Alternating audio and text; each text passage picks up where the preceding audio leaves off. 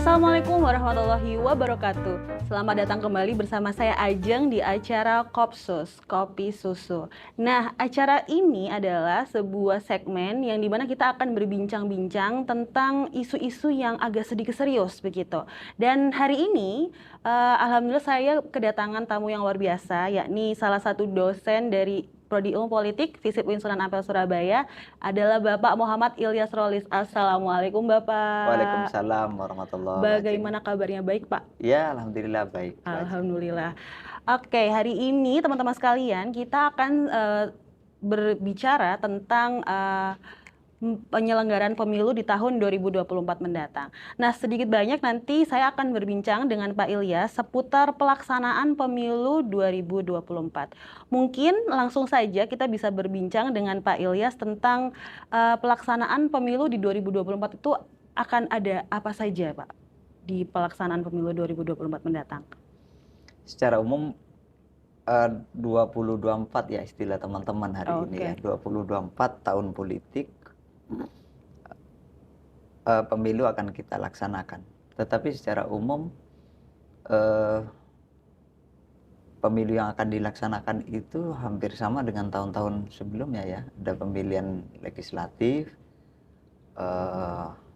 dari semua tingkatan, DPRD, provinsi, RI, DPD, dan juga presiden. Meskipun yang berbeda itu adalah penjadwalan pemilihan umum untuk kepala daerah, baik bupati maupun wali kota. Itu saja yang saya kira berbeda. Tapi kalau untuk pemilu sendiri di 2024 ini hampir sama dengan tahun-tahun sebelumnya. Kecuali sistemnya mungkin ada perubahan regulasi nanti. Dari terbuka ke tertutup, atau ada regulasi-regulasi yang kemudian mengubah dari pemilu tahun 2019 lalu. Kita tunggu saja keputusan Mahkamah Konstitusi. Oke. Sambil menunggu Bapak, dan sebelum kita bicara lebih jauh lagi tentang persiapan pemilu, karena acara kita adalah kopi susu, Pak. Nah, Pak Ilyas nih sukanya kopi atau susu, Pak? Atau mungkin keduanya, kopi susu? Ya, dicampur lah. Oh, dicampur. Oke, mungkin ada yang bawain kopi susunya di mana ya? Di mana ya? Oke, silakan. Ini terima kopi susunya untuk Pak Ilyas. Oke, terima kasih. Ini untuk enak ini kalau baik, terima kasih. musim hujan kayak gini nih, seger. Jelas Pak, enak Pak. Monggo silakan Bapak, boleh kita cobain. Terima kasih ya. Oke.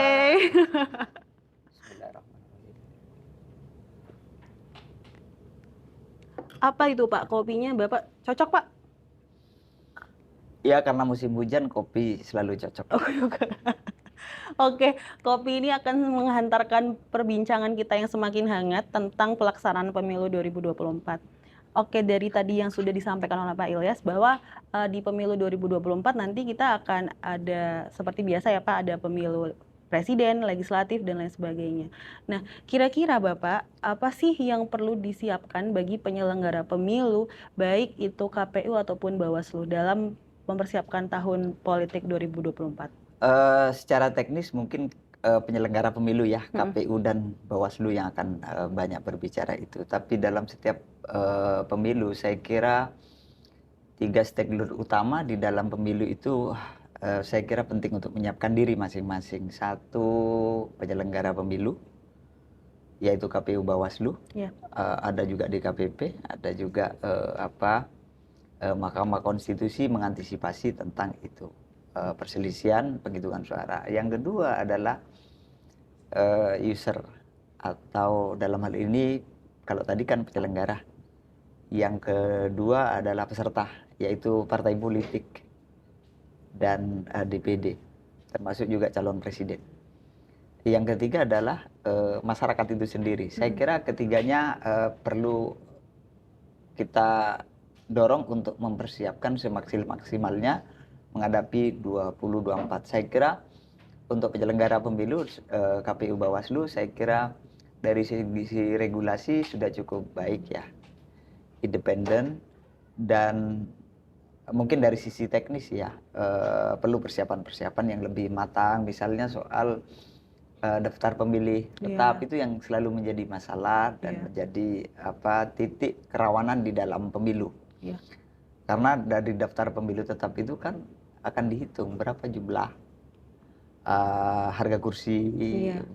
kemudian eh, berapa jumlah surat suara dan lain sebagainya. Saya kira secara teknis sudah disiapkan oleh KPU dan Bawaslu itu akan menyiapkan yang sehari ini sedang dilakukan seleksi itu, disiapkan untuk memastikan bahwa seluruh tahapan dan kegiatan pemilu yang dilaksanakan oleh KPU maupun partai politik itu benar-benar dalam rel yang telah digariskan dalam regulasi. Nah, tugas Bawaslu yang sedang akan dilakukan seleksi se-Indonesia itu harus memastikan tegaknya aturan main di dalam penyelenggaraan pemilu kali ini. Dan yang ketiga, saya kira yang tidak cukup kalah penting itu bagaimana menyiapkan masyarakat. Iya, Iya. masyarakat ini saya kira memiliki kecerdasan umum mempersiapkan diri di dalam kegiatan pemilu. Apa yang harus disiapkan oleh masyarakat? Saya kira tentu partisipasi ya. Partisipasi tidak dalam artian hanya datang, mencoblos lalu pulang. Iya. Tetapi saya kira yang harus disampaikan dan juga dimiliki oleh masyarakat, pemilih terutama, memastikan bahwa penyelenggaraan pemilu kali ini, baik partai politik dan kontestannya, kemudian penyelenggara pemilu, itu benar-benar berjalan sesuai yang diharapkan. Bagaimana masyarakat memilih calon-calon, tidak hanya terfokus kepada pilpres saja, karena wacana hari ini hampir semuanya menenggelamkan Yang lainnya. iya, yang lainnya. Padahal calon anggota legislatif di daerah itu juga penting. Bagaimana mereka membuat regulasi-regulasi di daerah, karena kita kan otonomi daerah. Kemudian di provinsi, kemudian bagaimana sosok dan kiprah dari rekam jejak calon anggota DPR RI. Saya kira itu yang perlu disiapkan oleh masyarakat. Oke. Menarik itu, Pak. Kalau misalkan kita bisa melihat bahwa sekarang tidak hanya penyelenggara pemilih saja ya seperti KPU dan Bawaslu, tapi juga masyarakat harus disiapkan. Nah, kira-kira Pak, apa sih yang kemudian harus dilakukan oleh penyelenggara pemilu seperti KPU untuk mensounding masyarakat supaya mereka mau terlibat atau bahkan tidak hanya terlibat tapi terlibat aktif di dalam Pilpres nanti. Oh sorry, maksud saya di Pesta Demokrasi 2024 mendatang. Baik, saya kira sulit sekali ya kalau beban itu hanya diserahkan kepada satu lembaga ya. Baik Bawaslu yang mengajak partisipasi masyarakat melakukan pengawasan, atau KPU yang mengajak partisipasi masyarakat aktif mendaftarkan diri, aktif nanti juga akan mencoblos. Tapi yang jauh lebih penting tadi itu kesadaran masyarakat untuk terlibat secara aktif dan berkualitas. Baik pilihannya terhadap kandidat di legislatif maupun kandidat yang akan dipilih di dalam pemilu eksekutif nanti. Apakah itu presiden, gubernur, maupun bupati, wali kota. Karena ini akan berlanjutan, begitu Pak Ajeng. Saya kira saya punya optimisme baru ya ketika melihat fenomena di satu kampung di daerah Jawa Tengah ya, tepatnya di daerah Narukan mungkin ya. Ketika satu pemilihan kepala desa, itu ternyata orang yang tidak punya modal uang itu bisa memenangkan kontestasi di dalam pemilihan kepala desa. Dan bukan tidak mungkin di 2024 ini masyarakat secara luas juga memiliki kesadaran yang sama bahwa ketika memilih calon, mereka sadar diri bahwa ketika kita memilih si A, si B, tentu kita harus mempertimbangkan bahwa kemaslahatan apa yang akan mereka persembahkan untuk masyarakat. Karena bagi saya secara pribadi ya, dan juga mengajak kepada teman-teman bahwa suara itu boleh jadi menjadi donasi. Itu kan kita selama ini kan donasi uang. Wakaf itu wakaf tunai uang kalau dalam perspektif Islam. Tapi bagi saya wakaf itu bisa wakaf suara. Kenapa? wakaf itu kan sesuatu kebajikan yang terus berjalan, Iya. ya kan? Nah, kalau kita memberikan suara kita kepada orang yang tepat, ya kan? Lalu orang itu mengambil satu kebijakan yang bermanfaat bagi masyarakat. Kan gitu, di situ kita berwakaf suara kita. Investasi ya Pak? Investasi kebaikan, ya. Semoga bukan investasi bodong. Ya, ya itu artinya bahwa kita harus benar-benar melihat kapasitas rekam jejak perusahaan ini. Perusahaan siapa? Ya kandidat tadi itu. Nah, betul sekali. Nah, itu apakah menjadi tugas KPU ya, atau juga tugas dari partai politik atau mungkin bahkan peserta pemilu gitu untuk menjelaskan tentang apa yang kemudian sebagai visi misinya, kemudian tugas-tugas mereka akan melakukan apa ketika mereka terpilih, itu menjadi tugas siapa Pak untuk menyebarluaskan informasi tersebut? Kalau KPU saya kira dia berada di ranah teknis penyelenggaraan ya. Tapi kalau di ranah bagaimana kualitas dan integritas calon, itu saya kira peran media massa. Oke. Saya kira podcast ini menjadi penting juga untuk mengkampanyekan sosok-sosok orang yang dipandang, dipilih, memiliki integritas dan kapasitas untuk berkontribusi dalam membangun kehidupan kebangsaan dan kenegaraan ke depan. Saya kira itu. Karena kalau masyarakat harus memilih siapa calon dan kalau itu tidak dibantu oleh media massa, saya kira bagaimana memilihkan siapa calon yang tepat, saya kira juga sulit masyarakat ya. Iya betul. Lebih-lebih kepada sosok misalnya anggota KPU, anggota calon DPR RI, mereka kan berjarak ya. Iya. Terhadap calon yang dipilih itu kan mereka tidak saling kenal Tidak dekat. saling kenal. Berbeda dengan calon anggota DPRD misalnya yang secara keseharian mereka sudah tahu. Hanya saja referensi pemilih untuk kandidat itu lebih pada bukan dilihat pada kemampuan memproduksi kebijakan, tetapi lebih pada kepribadian seseorang. Orang ini baik, orang ini dermawan, orang ini sering nyapa sama orang. Tidak dilihat apakah orang ini memiliki kemampuan memproduksi kebijakan. Berarti memang saat ini platform-platform seperti sosial media dan lain sebagainya harus dimanfaatkan dengan baik ya Pak oleh para calon juga. Kalau oleh para calon tentu kan tidak ada kecap nomor 2. Oke.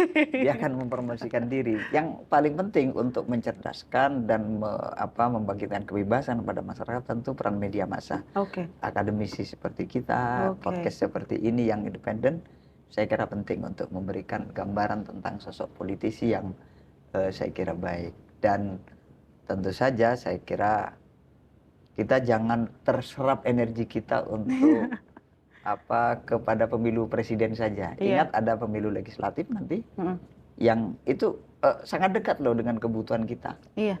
Bagaimana mereka memproduk kebijakan-kebijakan di level lokal, DPRD daerah. Saya kira itu yang paling penting. Oke, monggo Pak Ilyas mungkin bisa diminum dulu kopinya. Saya ini kebetulan ini Pak, sukanya kopi bukan kopi hitam, kopinya kopi susu. Jadi cocok sama nama acara ini, kopi susu. Kopsus ya. Saya kira koperasi khusus saya. Ternyata kopi susu. Itu kalau koperasi khusus nanti banyak yang memanfaatkan tuh Pak. Oke, mungkin langsung aja Pak kita bahas lagi. Kira-kira kalau misalkan kita bicara tentang penyelenggaraan pemilu, ada nggak suatu hal yang harus kita waspadai di dalam penyelenggaraan pemilu itu sendiri? Kalau kita berkaca ke 2019 lalu ya, bagaimana keterbelahan masyarakat ya, itu kan banyak disumbang oleh informasi-informasi yang tidak benar. Kemudian bagaimana masyarakat kan tidak sadar bahwa media sosial kita, cara kerja platform media sosial itu kan sudah menggunakan artificial intelligence. Itu artinya bahwa orang akan dituntun untuk disuguhi oleh kecenderungan-kecenderungan interest yang mereka mereka pilih sebelumnya. Contoh misalnya saya suka kopi susu nih, ya kan? Iya. Pasti di dalam beranda dan apa yang masuk di dalam wall kita itu pasti sesuatu yang berkaitan dengan kopi susu. Iya. Itu kan sebenarnya awalnya berada di dalam dunia perusahaan ya, tapi kemudian diadopsi ke dalam politik sehingga tidak memiliki pemilih tidak memiliki kebebasan untuk mencari referensi-referensi alternatif kecuali sesuatu yang berhubungan dengan kopi susu ini. Oke. Nah, sehingga itu keterbelahan masyarakat. Jadi istilahnya kita sudah pasang harga mati terhadap pilihan kita tanpa membuka alternatif. Kenapa sih pilihan orang itu memilih si A kan? Nah, pengerasan terhadap pilihan-pilihan seperti itu yang kemudian dibentuk oleh media sosial yang kemudian masuk ke dalam dunia sosial nyata, saya kira itu perlu untuk diwaspadai, saya kira. Apalagi sumbernya adalah berita yang tidak benar, yang tidak bisa diverifikasi. Karena media sosial hari ini, saya selalu menyampaikan, media sosial itu bukan media massa. Media massa itu menginformasikan berita dan itu dia secara berjenjang, ya kan, diawasi oleh media pers nasional, ada aliansi jurnalis, ada ombudsman dan sebagainya. Tapi kalau media sosial ini kan tidak ada. Iya.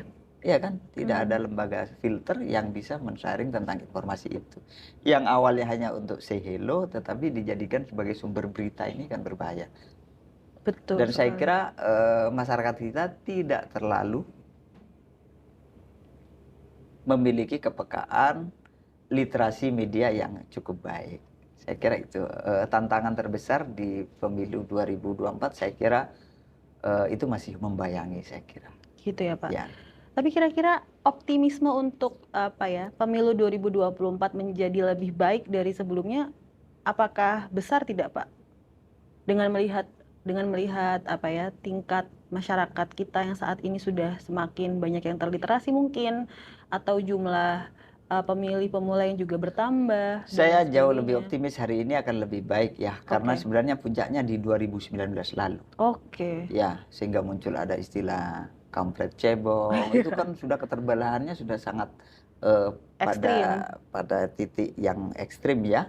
Tetapi kita mampu melewati pemilu presiden, pemilu legislatif dengan sangat baik. Nah, sekarang tensi itu kan sudah menurun dan saya kira menuju 2024 ini akan jauh lebih landai ya dibanding, karena kita sudah punya pengalaman yang jauh lebih ekstrim tetapi mampu melewati itu dengan baik lah, senyaman kopi susu yang kita nikmati. Kita minum lagi Pak kopi susunya.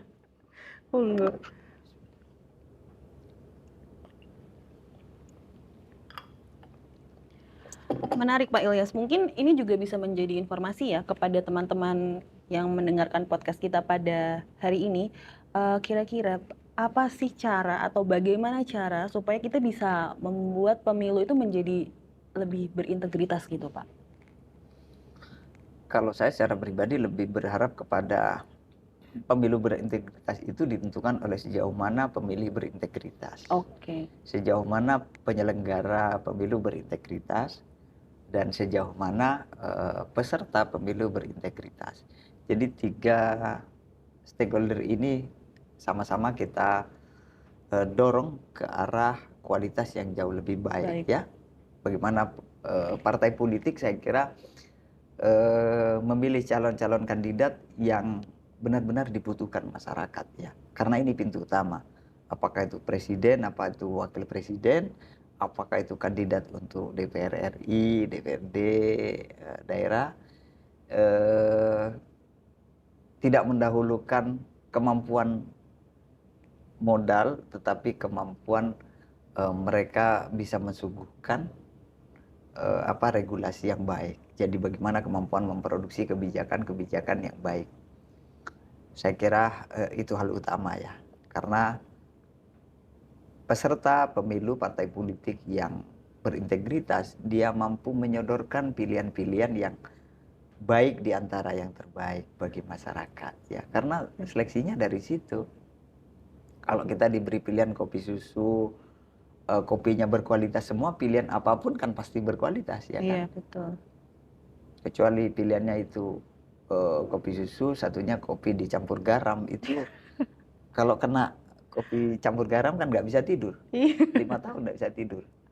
Ya kan? betul. Maka tugas penyelenggara pemilu saya kira mensuguhkan menu-menu kandidat yang terbaik lah.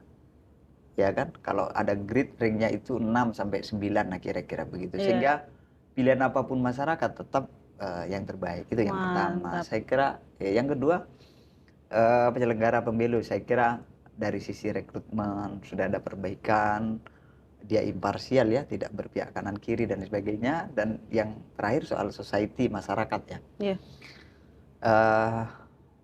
Dengan cara kesadaran yang penting bahwa menganggap pemilu ini bukan kebutuhan kandidat tetapi kebutuhan rakyat, Iya.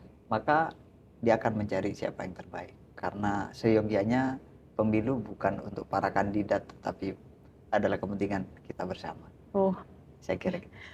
oke Pak Ilyas, ini keren sekali. Mungkin sedikit Pak, kalau misalkan kita memotret fenomena yang saat ini sedang terjadi begitu ya, sudah ada 2 partai gitu di nasional yang melakukan deklarasi terhadap calon presidennya gitu. Kalau menurut Pak Ilyas sendiri ya, dengan partai politik sudah mendeklarasikan si A dan si B menjadi calon presiden, itu sudah cukup berkualitas tidak calon kandidatnya? Dan apakah dengan ditentukannya capres tersebut itu akan berinfluence sampai ke bawah Pak, sampai ke tahap sampai ke legislatif lokal seperti itu kira-kira? Sudah cukup qualified belum calon kita tahun 2024 itu Pak? Sepanjang pengetahuan saya tentang sosok calon presiden ya, Iya. kita bersyukur karena kita selalu disuguhi oleh anak bangsa terbaik. Oke. Ya, dari pemilu ke pemilu, saya kira pilihan terhadap kandidat itu, partai saya kira di Indonesia itu masih memberikan suguhan-suguhan tentang anak bangsa yang memiliki prestasi di bidangnya masing-masing. Itu saya bersyukur sampai hari ini saya melihat seperti itu. Termasuk 2 kandidat yang sudah di-clear tadi, saya kira memiliki kemampuan dan kehebatan masing-masing di bidangnya. Seperti itu. Oke. Mungkin terakhir Pak Ilyas, sebelum kita mengakhiri di podcast pada siang hari ini, kira-kira apa pesan dari Pak Ilyas kepada teman-teman semua yang melihat podcast ini untuk menghadapi pemilu 2024 mendatang? Apa yang perlu disiapkan bagi para pemilih-pemilih ini, Pak? Ya, saya kira kita pemilunya itu ada 3. Ya. Ada pemilu presiden, Ya. ada pemilu legislatif, ya, kemudian ada pemilu wali kota yang nanti akan diselenggarakan pada tahun berikutnya ya. Kita jangan terserap energi kita hanya untuk pemilu presiden. Yep. Tapi jangan lupakan juga bahwa kita memiliki tugas untuk memilih calon kandidat legislatif. Ya. Ya, di berbagai tingkatan mulai dari provinsi, dan orangnya jauh lebih banyak dan ya Kertasnya kan, lebih besar, Pak. kertasnya lebih banyak, kandidatnya jauh lebih banyak. Kita harus, orang kalau diberi pilihan 2 itu tentu kan lebih membingungkan kalau kita diberi pilihan 5 orang. Iya. Ya kan, semakin banyak pilihan itu kan semakin bingung. Iya. Seperti teman-teman di sini lah, kalau banyak calonnya kan jauh lebih bingung ketika disuruh disodori 2 pilihan kan begitu toh. Maka sebenarnya legislatif itu jauh lebih rumit, Pak. Karena apa? Karena pilihannya banyak, menunya banyak. Iya, betul. Iya kan, di pemilu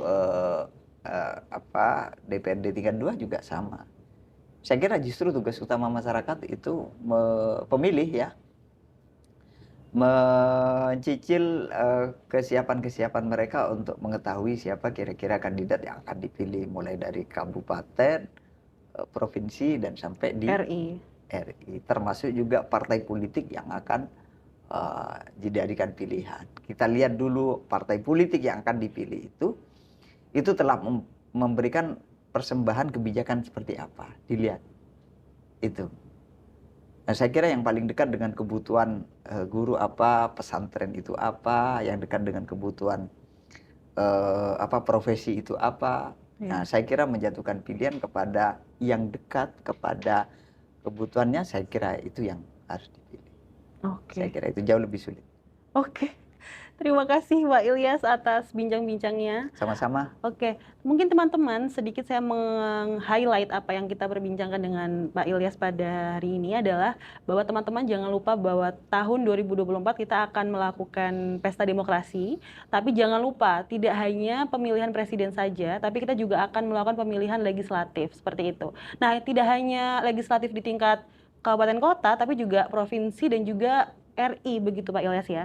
Sehingga teman-teman tidak hanya berfokus kepada calon presiden, tapi juga yang nantinya akan menjadi legislatif di provinsi, daerah, dan juga RI seperti itu. Baik, terima kasih atas waktunya Pak Ilyas. Semoga kita bisa berjumpa di lain Sama-sama. waktu. Terima kasih Dan juga, diskusi teman-teman. hari ini sangat menyenangkan dan sangat bermanfaat untuk kita semua. Baik, saya akhiri teman-teman sekalian. Wassalamualaikum warahmatullahi wabarakatuh. Waalaikumsalam warahmatullahi wabarakatuh.